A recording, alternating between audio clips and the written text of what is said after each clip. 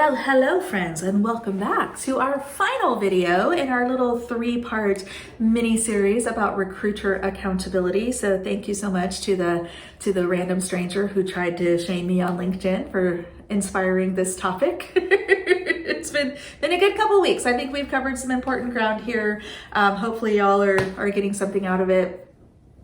We'll see. I'll send you a survey. How about that? Not really, I'm not gonna do that. Okay, but let's talk about the third person that yours truly is accountable to. So we've already covered candidates. We talked about hiring managers and that relationship. Now we're gonna talk about the internal leadership recruiting manager, okay? So I have a boss. I am an employee like many of you, and I have a manager. My manager has a manager. My manager's manager has a manager. My manager's manager has a manager, and there's a whole lot of people between me and the CEO.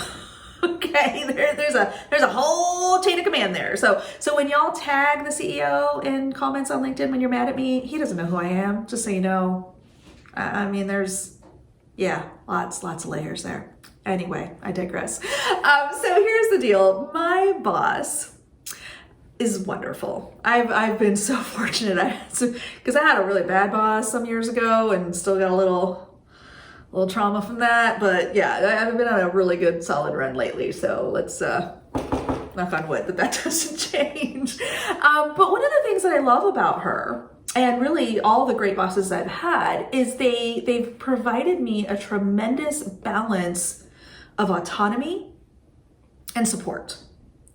Right? Like, I need you to help me when I need you to help me. Other than that, please leave me alone. I'm good. I got this. Right? Like, I'm very like, I don't like people up on my business. Let me just do my thing. Let me do my work. I know what I'm doing. I don't need to be babysat.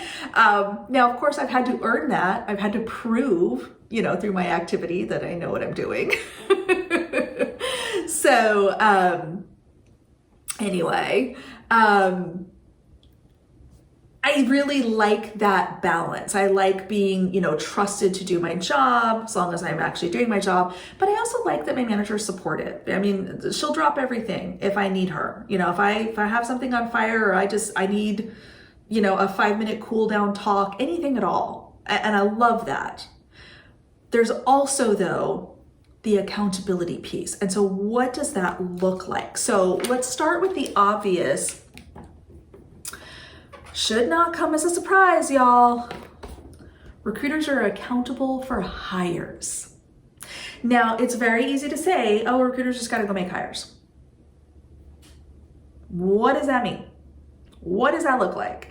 And so one of the things that my manager is responsible for, and is part of those higher level strategy conversations and, kind of figuring out like this big old business group body of work that we're dealing with, needs to make X number of hires in the next year. We have Y number of recruiters. We're going to look at the complexity of the roles. We're going to look at the effort required to, make a certain hire, and they're going to kind of adjust alignment so that the right recruiters are working on the right things, and so that we're busy enough without being overloaded. So we want it all, my leadership team, with my input, usually, thank goodness, because I have a lot of thoughts on this, will work with us on that actual alignment and who's responsible for what and what that looks like. So it's usually, like X hires a month, could be 2, could be 20. Again, a lot of variables there, right? Is it high volume? Is it high touch? Is it whatever? So usually X number of hires a month, and the impact of those hires, right? Because I say this all the time, I could maybe go hire, 10 junior software engineers for the same amount of effort, or in the same span of time, which is probably a few months, that it takes me to hire one principal machine learning scientist. Just the complexity of those two different kinds of recruiting can be different. The pipeline is different, all those things. So that's something else that my leadership team will take into consideration when they're setting my goals. Now I have goals, okay? So goals and projects. Well, yeah, let's call it that. Oh gosh, I can't even read my own handwriting. Okay, so goals and projects. So this is, again, the goals can kind of be tied back to very simple number of hires or impact of hires. But then I have the other stuff, and especially for more senior folks, it's not enough for us to just come in and execute. I don't get to just come in and just make hires.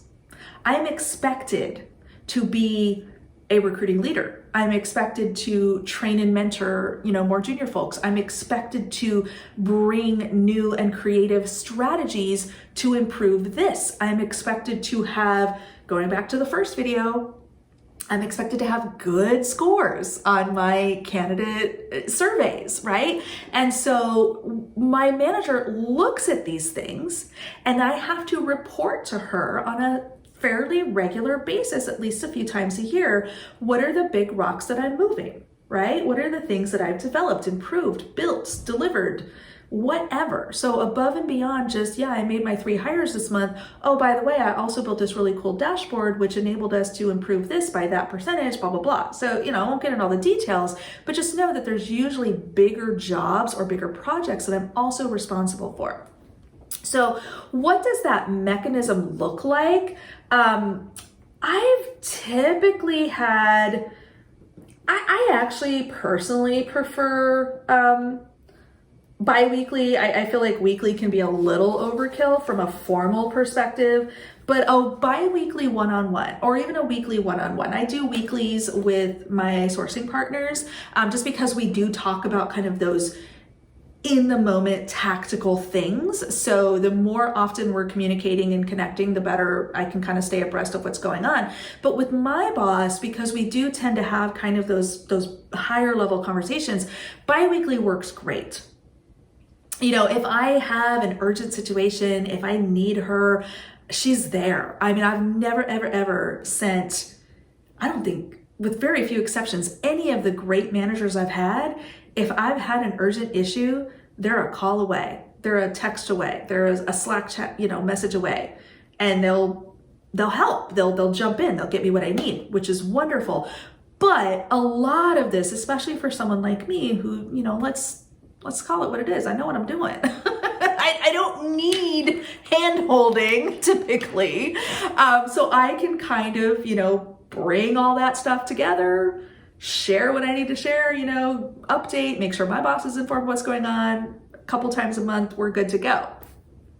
I also do a weekly update email. So this is in addition to, kind of our regular one-on-ones where we have a more formal agenda, but I also send a quick update email once a week, hey, here's the things I'm working on, here's my problems, here's my plans, whatever it might be. And so there is that mechanism to keep my leadership informed and also to be able to ask for assistance if I'm getting stuck, if there's something being escalated, if I need to report on something, those kinds of things. So I'm definitely held accountable by my boss.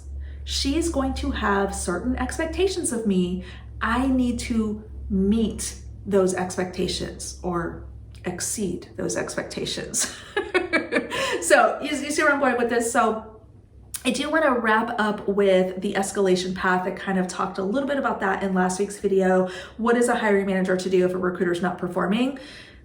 Go to my boss. Seriously. I mean, look, here's the reality. I'm a big fan of if something isn't working and we're not aligned, whether that's with a recruiting partner, whether that's with a manager, whether that's with my neighbor, whoever, you should address it with that person directly first. I don't like the, immediate like Karen behavior where I just go, well, somebody looked at me funny, so I'm going to go bitch to their boss about it. I don't love that. But if you're a hiring manager and you have like kind of sounded the alarm a couple weeks, like, hey, we're not seeing enough candidates, what's going on? And if you're not getting what you need from me, go to my boss.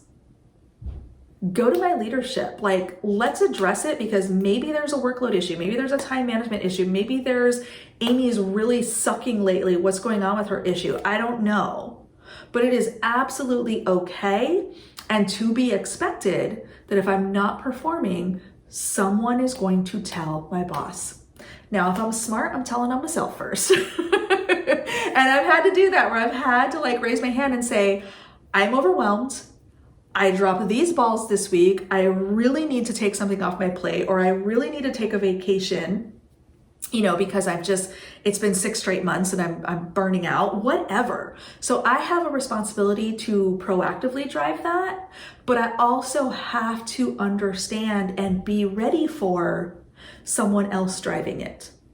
So I encourage my hiring managers, my candidates, anybody who's worked with me in any capacity, if you feel like I have failed you, if you feel like I have not been accountable to you as I should be, which we've talked about in the previous videos, please call me on it, talk to me, let's address it, let's try to fix it. And if that's not working, you've got surveys, you've got managers, you've got escalation paths, you have ways to address this if your recruiter's not showing up, okay? So for all the recruiting managers out there, I just wanna say thank you. Y'all are the real MVPs. A lot of you are not owning requisitions or closing candidates anymore. Your job is very busy, I understand that. But I also know that a good recruiting manager, and as a recruiter, knowing that I am safe with this person, that I can be myself, that I can be transparent, that I can be vocally self-critical when I need to, is gold, right? Be that manager, okay? So thank you to the managers I've had and have who are that person for me. I love you guys. And if you're a recruiting manager watching this, I hope that it resonates. I hope it helps. I hope that you see yourself in what I just described. So, all right, y'all, that's what I got for you. End of our little mini series here. We'll find something to talk about next week. But please do comment down below. Let me know what you thought of this. Let me know if there's anything I did not cover that might be helpful. And as always, we'll see you next week.